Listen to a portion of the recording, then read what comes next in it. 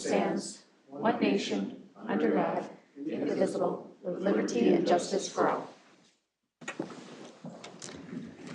All right. Has council had the opportunity to review the meeting minutes of May 7th? If so, I'll entertain a motion. I'll approve the meeting minutes from May 7th. Second. Motion from Becky, second from Rick. Those in favor may state aye. Aye. Opposed, carried. We have one item of change on the agenda for this evening. We are scratching number 8B as in boy, the Colbinger Park equipment, due to their committee not meeting yesterday, unable to meet. So, are there any other changes? Otherwise, I'll look for a motion to approve the set agenda. Make a motion to approve the agenda as amended. I'll second. Motion from Rick, second from Becky. Those in favor can state aye. Aye. Opposed, carried. Guests in open forum. I don't think Bryce wants to come up, so we are going to move on. Committee reports. At our May 7th meeting, we conducted our city council, the city council conducted the performance review of the city administrator at the closed session during May 7th council meeting. The council evaluated the administrator on communication with the council and staff, competency in the performance of his work, quality of the work performed, relationship with staff, and budget management. The council unanimously said the administrator's performance met or exceeded the expectations of the city council. So that was a wrap-up. The next EDA committee report. EDA did not meet. No meeting. Personnel in there. Oh, personnel did not meet either. We had nothing. Police management committee. Police management. So we met last Friday. We had an update on staffing, particularly the full-time positions are still, everything's filled in the full-time. We're looking for part-time staff. That is proving harder right now because usually folks would start out with part-time if they're maybe say looking for a full-time or trying to get a full-time position here. When you have a lot of agencies that have full-time positions open right now, it's really hard to unless somebody really wanted to work a part-time position, so it's a little harder to fill those right now. We are looking at someone right now. Just a brief update on the Oracle records management system that's potentially going to be replacing the one that we had. Just it sounds like things are starting to move forward again. There was a pause on that for a while. Starting to move forward there. Update on statistics when we are nearly identical to where we were at last year. Budget so far on there, and then we just had a quick update on the building as the chief's been involved with the new building project, which I see we have some visitors on tonight, so. All right. That's it.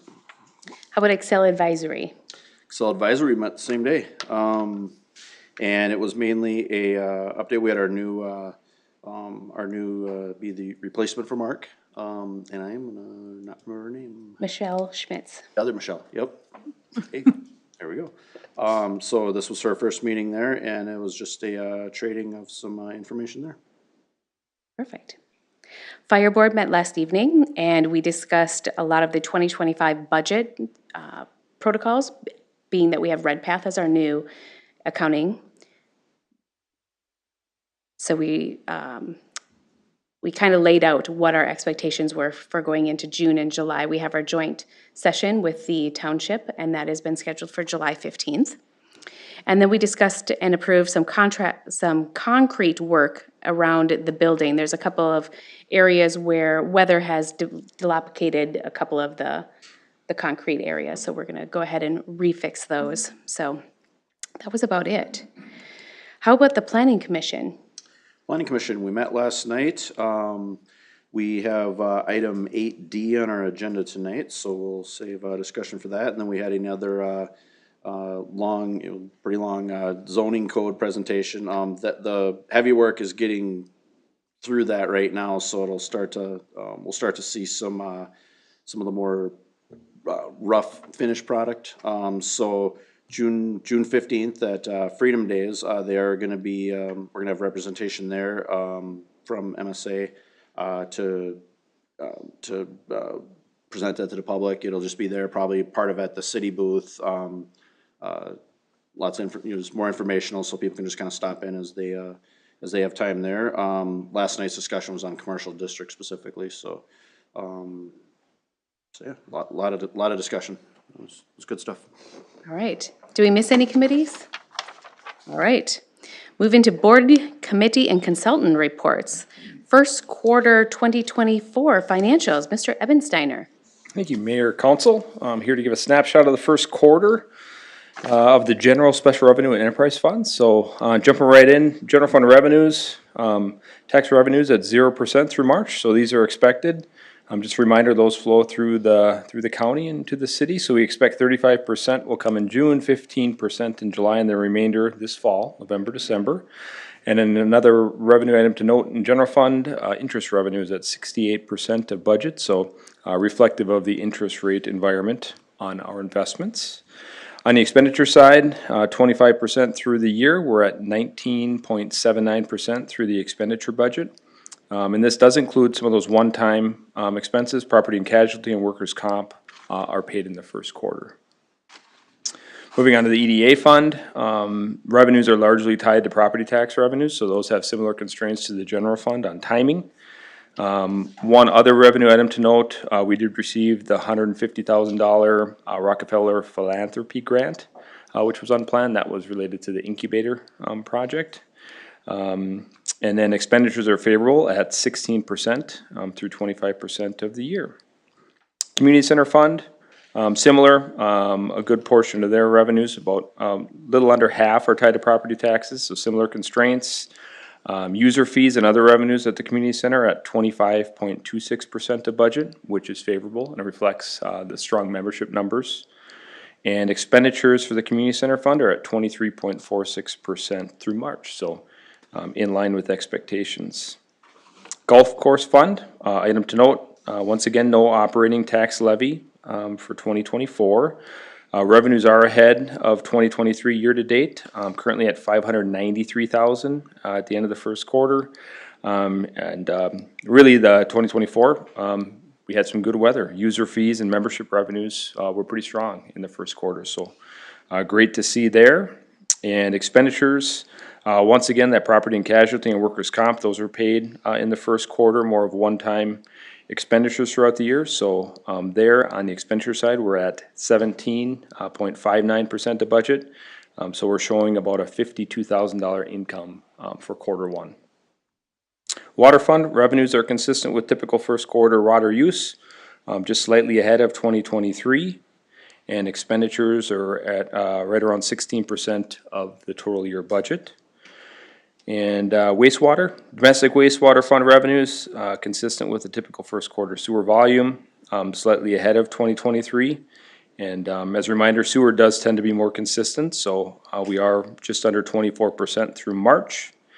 On the expenditure side, budget includes some significant capital spend in 24. Some of that had been pushed over from 23, so we should see that later this year.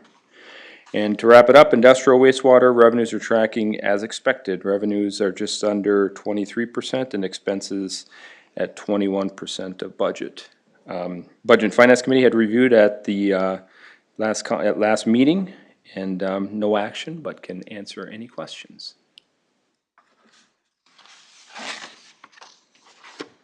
Nothing from me. Very good. All right, thank you. City Park disc basket replacement. Mr. Lisson. Good evening, Mayor and Council. I will preface this by saying I am not a disc golf player, so I've relied on other people for their assistance in with this. So I'm good at things, but disc golf is not one I've pursued. So tonight I have for you the replacement of our baskets at our disc golf course.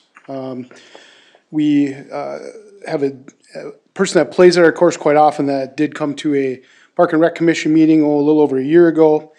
He came with quotes for new baskets. He's also got some donations from local Lions groups for this project, so he's very passionate. He has gone over and helped us with that. Last year he went around with Corey and I through the course and walked through and talked about things that we could do to improve it and make improvements and playability improvements and those kinds of things. He is very excited to do that again this year, so we appreciate his help. With that, I did go reach out to people that he had already gotten quotes for and got new quotes. DGA was one, Innova was the other one. So I included those in the packet. With looking at the different options and working with Josh, who is that person who's very interested in it, he did recommend that the Mach 10 baskets are kind of the best baskets for playing disc golf. They also had the Mach 7s for DGA.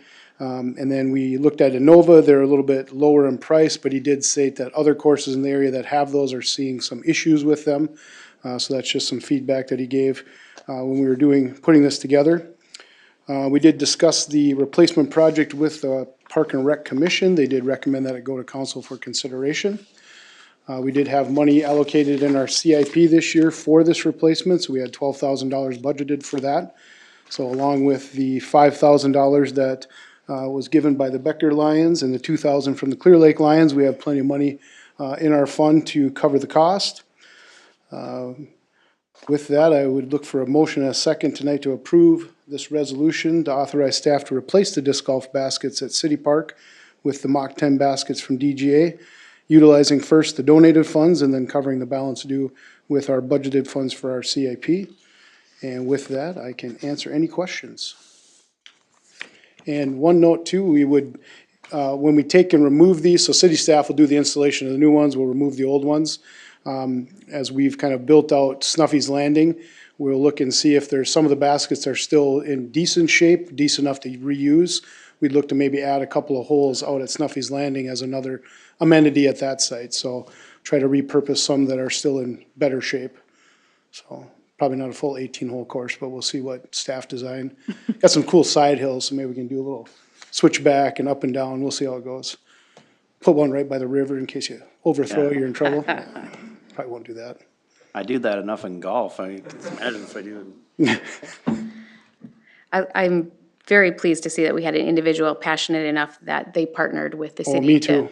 to up this. Yep, That's no, great. it was very good to work with him and he's been very good to give feedback and very easy to work with and we appreciate his knowledge, so. Yeah. Yep, it helps to have somebody that is passionate, Yes. so, yep.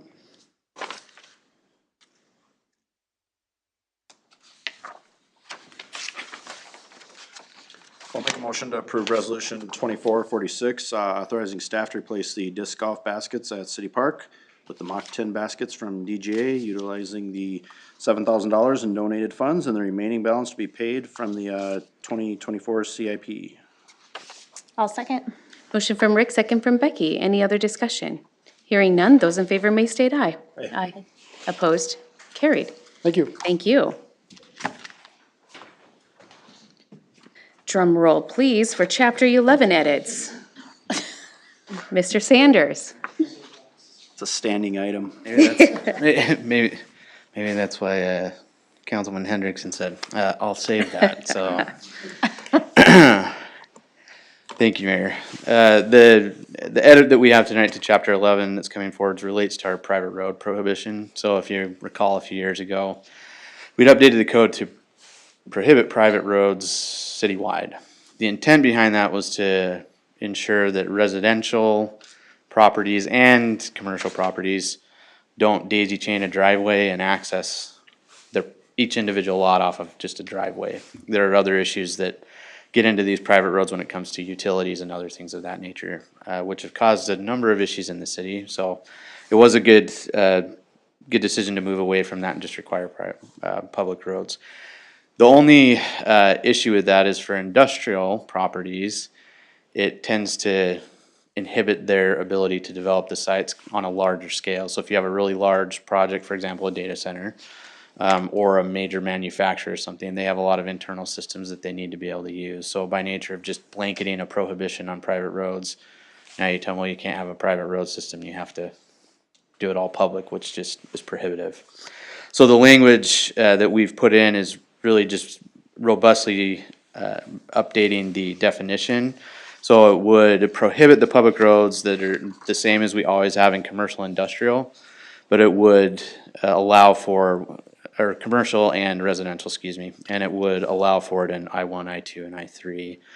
And then the bigger piece is there is some language in there that talks about staff and engineer just ensuring that those road systems internal, the ones that are accessing buildings, are designed to handle emergency traffic. So in the circumstance where a police vehicle or a fire engine needs to get in there, if needed, they can do that. The primary accesses for each one of these lots would come off of a public road. That is the other requirement. So you still have to have access directly to the site off a public road, but anything internal can be private. There was some discussion with planning commission. No public comment was received on either of these. There was some discussion at planning commission related to ensuring that we don't require 10-ton roads for all of these. That wasn't the intent behind this. Similar to your residential properties where they're not necessarily all designed to that standard, but your fire engines in an emergency have to come and do that. And by adopting this currently, we don't foresee this being an issue in the near future. As part of the code update too, if we need to massage that a little bit and ensure that it's legally tight, we can do that. So they approved amending the language as stated that you see in your ordinance 285. And with that, we're seeking a motion and a second approving that ordinance, second series, as well as the ordinance 285 second series for publishing. And with that, I'll answer any questions.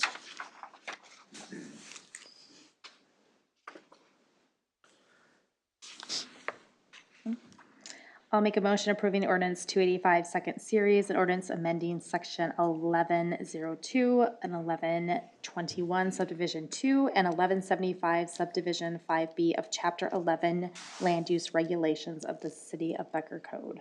Second. Motion from Becky, second from Rick. Those in favor may state aye. Aye. Opposed, carried. Then I'll make a motion approving ordinance 285 second series summary for publishing. Motion for Becky, second from Rick. Those in favor can state aye. Aye. Opposed, carried. Thank you. Ew. Now I gotta do a drum roll for Phil. He got a head start today. Yeah, look at that. Change order number 3, 2023 Business Park Pump Station Improvements. Mr. Knutson. Thank you, Madam Mayor and Council.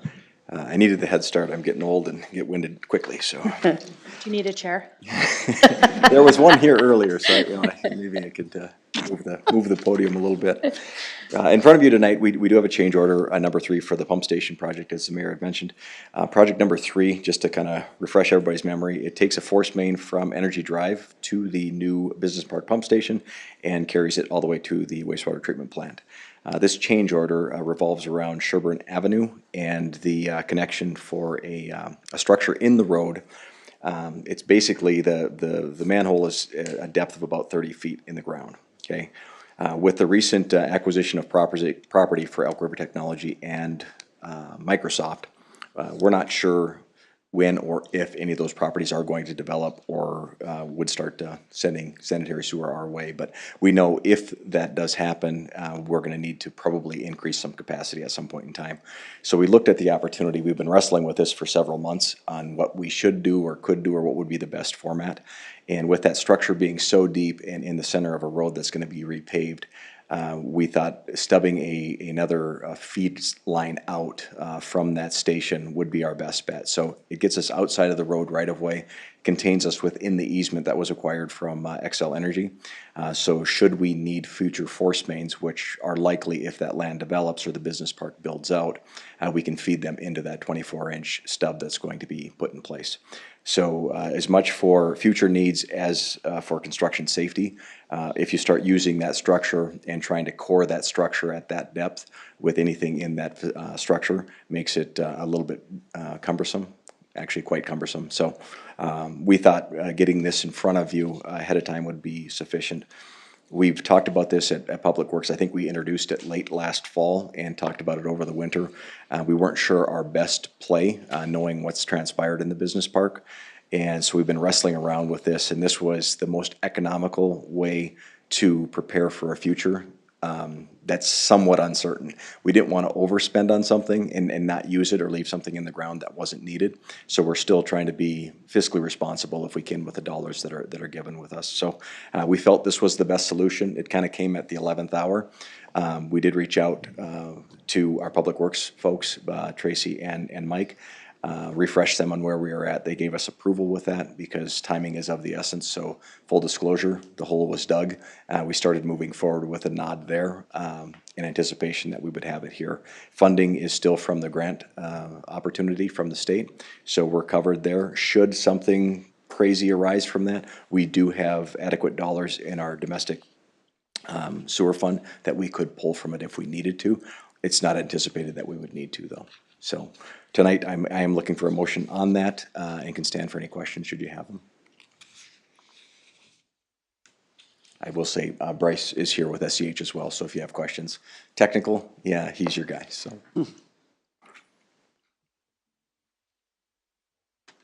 I'll make a motion to approve change order number 3 with R.L. Larson for the 2023 Business Park Sump Station improvements. I'll second.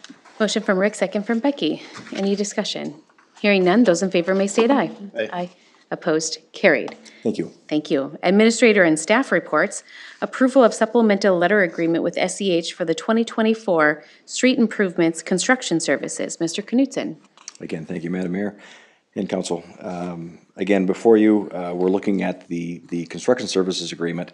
A couple of years ago, we broke up our supplemental letter agreements with SEH as it relates to these projects because of the cost of the projects, and we didn't want to get over our skis, so to speak. So when we're doing any of our street projects, we go through design phase, we go through bidding phase. You guys look at all the plans and specifications.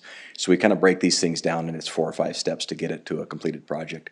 Once we put the project out for bid, we receive those and you approve those on April 2nd. Our next step is to put together the construction services phase of the project with SEH. So what that does with that, they work on all of our billings, review all of our billings, all of our quantity billings, and as important, if not more important, we have a site inspector that's in the city monitoring this project. In essence, making sure that what was bid and the details and the specifications of the project is what's being put in the ground. So we're utilizing our tax dollars the way we need to for the project, so we get the longevity and the materials that we want in the project. Pretty standard that we do this. It is a part of the project that's outside of the master agreement with SEH. That's why it necessitates a supplemental letter. And so tonight we are looking for that for our street projects in the amount of $156,030. Again, it is identified in our 2024 streets CIP, so it is budgeted and accounted for in our budget.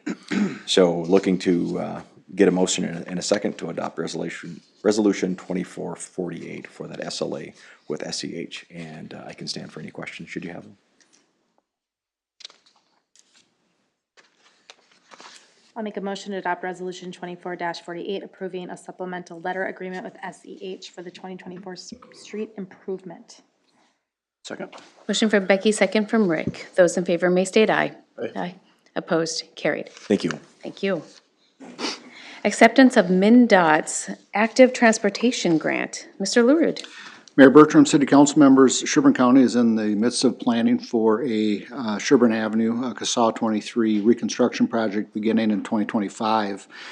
And one of the features that we've desired along there is a connection that would extend a trail from Edgewood Street north to 103rd. So we'll also go through City Park. And so we applied for the DOT's Active Transportation Grant Program, submitted a pre-app in September, was invited to submit a full application in November of last year. And then on March 14th, we received notice that the grant for $654,000 was approved for that work.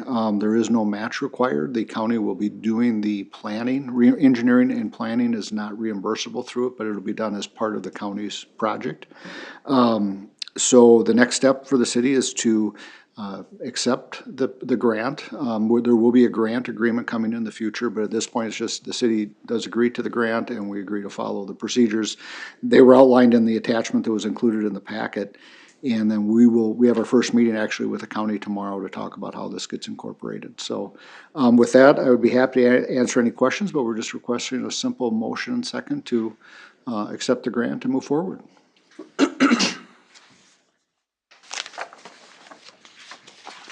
Make a motion to accept the AT grant. I'll second. Motion from Rick, second from Becky. Any other discussion?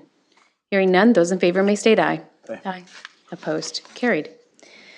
Police Department City Hall renovation project bid acceptance, Mr. LaRude.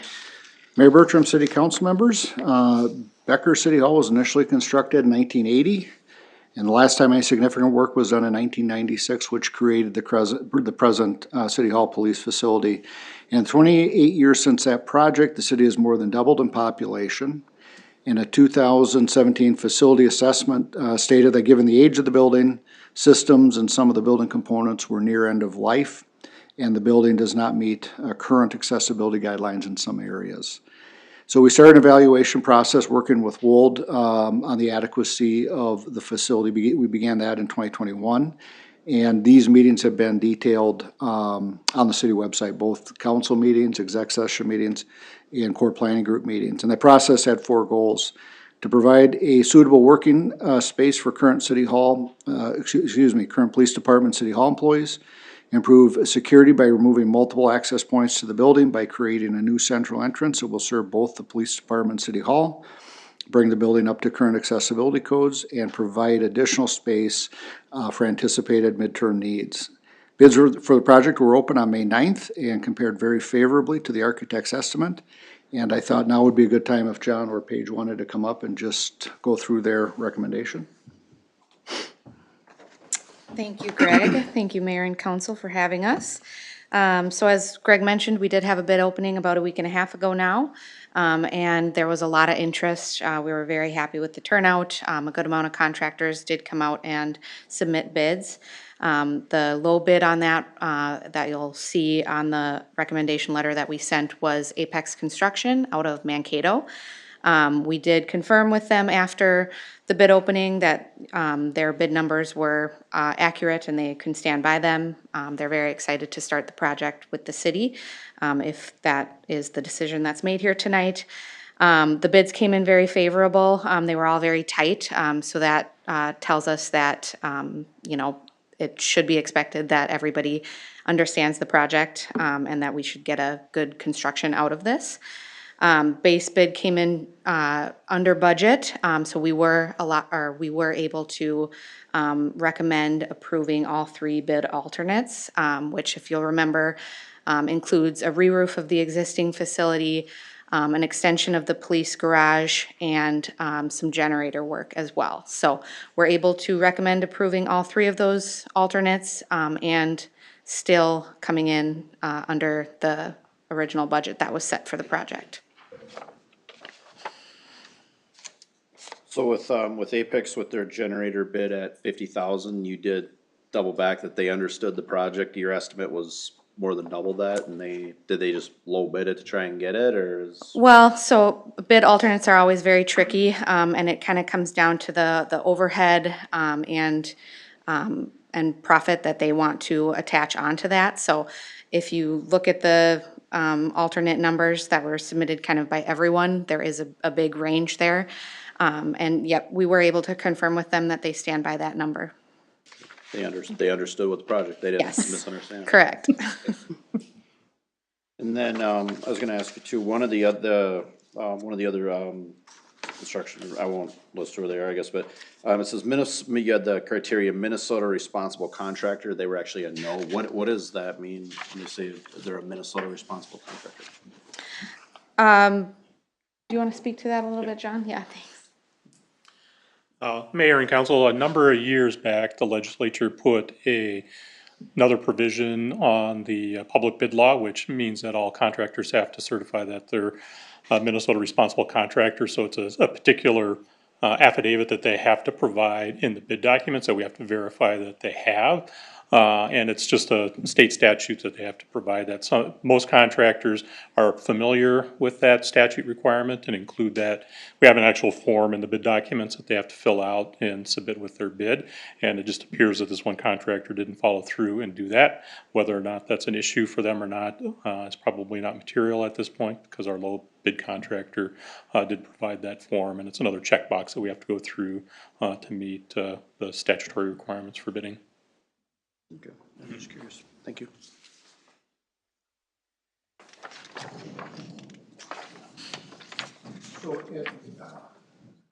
Due to the favorable bidding environment over the past several years, the street reconstruction work, the street bond, has gone far farther than we ever anticipated in what we could get done with that. In addition, the city is now receiving state aid that will also help for street repair going forward. And so the city is now in a position to reallocate a portion of the CIP levy, the existing CIP levy, to pay for this estimated lease revenue bond payment for this project. And so there will be no planned net levy increase by accepting the project tonight. If the council moves forward with this project, the anticipated timeline for the financing is included in the council memo. And by delaying it until August, and the city does have the financial ability to do this, and I doubt we'll see somebody here until July, so we could anticipate maybe a first pay request in August. We're able to cover that payment. We will bring a reimbursement resolution for the council so we can reimburse ourselves when bonds or proceeds are received. But by delaying till August, we can realize about $200,000 less in borrowing cost on the front end, not even counting the interest on that over the next 15 years, because we don't have to capitalize the interest. Members Doring and Dingman are not here tonight, but both told me they fully support moving forward with this project and the alternative. And staff recommends awarding the base bid and 3 alternatives to Apex by adopting resolution 24 and 25, and staff and the architects will stand for any questions you have.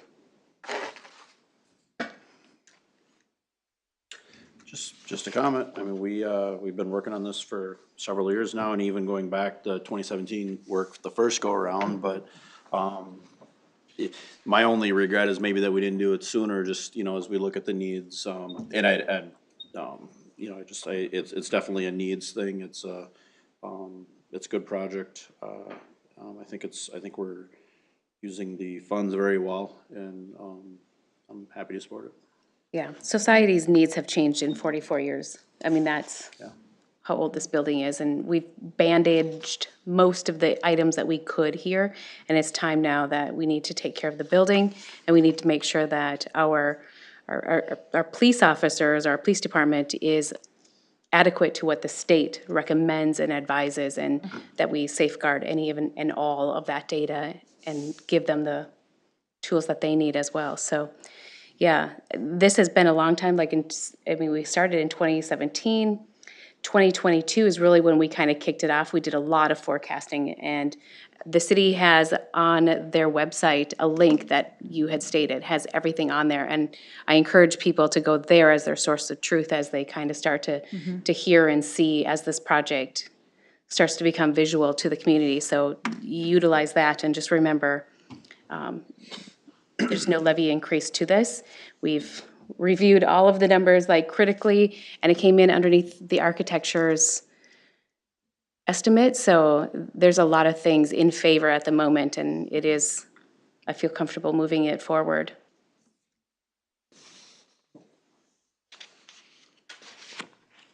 Okay. Well, I'll make a motion to approve resolution 24-45, accepting the bid for Police Department City Hall renovation project, awarding it to APX Construction. I'll second. Motion from Rick, second from Becky. Any last minute discussion? Those in favor may state aye. Aye. Opposed, carried. Thanks for coming, Paige and John. Thank you. And team. Get ready for phase construction. Yep. Let's do it. Get excited. I was waiting for some confetti bombs to. Maybe next time. There was a miscommunication in the size. I can send I'll still you take half it and see if size. this is good. I'll send you half size tomorrow. Okay, all right, sounds good. All right, consent agenda, Mr. LaRude. Mayor Bertram, city council members, items for approval on tonight's consent agenda include the revised hiring and termination report, adopting resolution 24-47, accepting a donation from the Becker Lion Club in the amount of $2,000 for Freedom Days fireworks, adopting resolution 24-44, approving the 2025 budget calendar, approving a temporary liquor license for the Becker Lions Club for June 14th and 15th as part of Freedom Days. Approve the revised farm lease for city-owned property. And approve partial pay request number 3 in the amount of $328,897.60 to McDowell Company for the 2023 BCC HVAC air handling unit project. And I will be happy to answer any questions.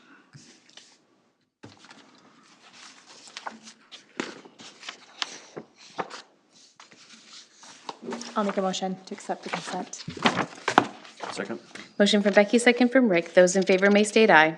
Aye. Opposed? Carried. Payment of the bills. Motion to pay the bills? Second? Motion from Rick, second from Becky. Those in favor may state aye. Aye. Opposed? Carried. Do either of you have anything for the betterment of Becker? Nope. All right, I'll ask for a motion to adjourn. A motion to adjourn? Second. Motion from Becky, second from Rick. Those in favor may state aye. Aye. We are adjourned at 5:35.